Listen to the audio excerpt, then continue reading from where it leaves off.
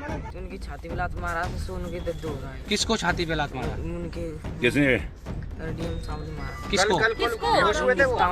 ताऊ को मारा? कल ताऊ जी बेहोश हुए थे क्या? हाँ ताऊ भी नमस्कार, आदाब, सत श्री अकाल, जय भीम, जोहार। मेरा नाम है नवीन कुमार। कहते हैं जब रोम जल रहा था तो नीरो बंसी बजा रहा था। यह पूरी दुनिया में राष्ट्राध्यक्षों के जनता की तरफ से बेपरवाह हो जाने का सबसे प्रचलित मुहावरा है, लेकिन यह किंवदंती हिंदुस्तान पर इन दिनों एकदम सच साबित हो रही है। तो मीडिया वाले मैं आपको बता दूं, आज अभी आधे चले गए, कल सुबह तक आधे और निकल जाएंगे, 2-4 बजेंगे कल रात को, तो हम ही आपके साथ खड़े हैं। जिले का सबसे बड़ा अफसर खुलेआम पीड़िता के परिवार को धमका रहा है कि न्याय हमारे जूते के तल्ले के नीचे है, तुम वही बोलो जो हम चाहते हैं।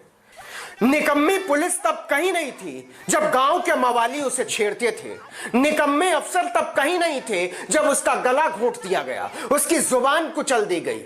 निकम्मी सरकार तब कहीं नहीं थी जब बेटी बचाओ के फरेबी झंडे में लपेटकर उसकी रीढ़ की हड्डी तोड़ दी गई। लेकिन दुनिया में जब निरीह लोगों पर जुल्म की तस्वीरों पर सत्ताधीश और सम्राट के लौह पुरुष और युग पुरुष होने का मुर्दा तिलिस्म टूट कर चकनाचूर हो जाता है, तो खाकी और खादी मिलकर रौंदने में जुट जाते हैं उसकी आवाज को, आजादी को। तो उनका फोन छुड़ा लिया है और वो हमको किसी को लेकर नहीं दे रहे बाहर। फोन भी ले लिया आप लोगों से? फोन भी ले लिया है। यह पीड़िता का भाई है जो बताता है कि बहन को खत्म करने के बाद योगी आदित्यनाथ की पूरी पुलिस, पूरा प्रशासन और सरकार पूरे परिवार के अस्तित्व को मिटा देने पर आमादा है। सहमा हुआ बच्चा आरोप लगाता है कि अफसर परिवार के लोगों को कमरे में बंद करके उनकी छातियों की पसलियों को तोड़ देना चाहते हैं। उनकी छाती पे लात मारा तो उनके दर्द हो रहा है। किसको छाती पे लात मारा? उनके किसने? डीएम साहब ने मारा। किसको? कल बेहोश हुए थे वो? ताऊ को मारा? कल ताऊ जी बेहोश हुए थे क्या? हाँ ताऊ भी हो गई थी। तबीयत कैसे खराब हो गई थी? ताऊ जी की तबीयत कैसे खराब हुई थी? उनकी छाती पे लात मार दिया था, फिर वो अपने आप बेहोश हो गए थे ना। तो कमरे में बंद भी किया था तो हाँ कमरे में बंद कर दिया था सबको। गुंडों, मवालियों, बलात्कारियों को ऐसी सरपरस्ती हासिल हो तो बेटियों के हिस्से में जोर, जुल्म, ज्यादती के सिवा कुछ बचता नहीं है। क्या कारण है कि उत्तर प्रदेश की मां बेटी सलामत नहीं है, शाम को अकेली घर के बाहर निकल नहीं पाती है? क्या कारण है? आज तो हालत यह है कि उत्तर प्रदेश में बेटियां दिन के उजाले में भी नहीं निकल सकती, अपना काम नहीं कर सकती। ये देखिए क्या हो रहा है यूपी में, क्या हो रहा है यूपी में, देखिए। खाकी वाली पलटन सरकार की गुंडा ब्रिगेड में तब्दील हो चुकी है। एडीएम उन गुंडों के सरदार में। उसकी बेहूदगी से जब परिवार की मदद करने दिल्ली से गई एक नामी वकील गुजरती है तो नीचे से लेकर ऊपर तक सिहर उठती है।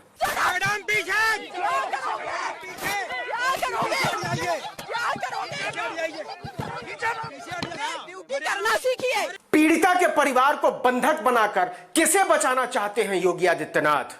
औरत होने के अर्थ की ऐसी तौहीन पर लहराता हुआ गेरुआ दलित बस्ती की तरफ देखकर सिसकता है। योगी की गुंडा पलटन न महिला पत्रकारों को छोड़ रही है, न महिला वकीलों को और न सांसदों को।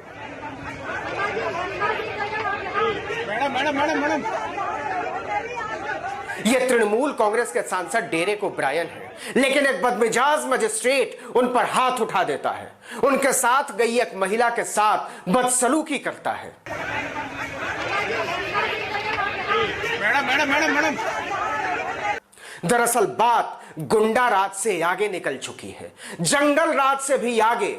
रावण राज में भी महिलाओं के साथ ऐसा गंदा, घटिया और बदतर सलूक नहीं होता होगा, जहां न महिला पत्रकार सुरक्षित हैं, न महिला वकील, न सांसद और न नेता। इन सभी का अपराध केवल इतना है कि उनके जाने से बीजेपी सरकार की हकीकत बेपर्दा हो जाती। बोला था कि उनको बुला लाओ और हम उनसे बात करना चाहते हैं। आप भाभी माँ बात करना चाहती मीडिया से, तो पुलिस निकलने नहीं दे रही? निकलने नहीं। क्या कर रखा है पुलिस ने? पुलिस क्या कहाँ कैसे लगी है घर में? घेराबंदी कर रखी है चारों से, छत पे, गाँव में, गली में। नरेंद्र मोदी के नेतृत्व पर इस बच्चे का बयान एक ऐसी टिप्पणी है जिससे गुजरते हुए रोया सिहर उठता है। लोकतंत्र को कुचलने का यह दुर्दांत उदाहरण किसी गुंडे मवाली ने स्थापित नहीं किया है, भारतीय जनता पार्टी की सरकार ने स्थापित किया है। जहां बेटियां नहीं निकल सकती दिन के उजाले तक में, बच्चे नहीं निकल सकते, महिला वकील, महिला पत्रकार और सांसदों पर वर्दी वाले गुंडों की तरह टूट पड़ते हैं। ये सारी तस्वीरें बहुत बेचैन करने वाली हैं, बहुत भयावह हैं, बहुत परेशान करने वाली हैं। और इन तस्वीरों के बीच संयुक्त राष्ट्र में भाषणबाजी हो रही है कि हम महिलाओं को ताकतवर बना रहे हैं।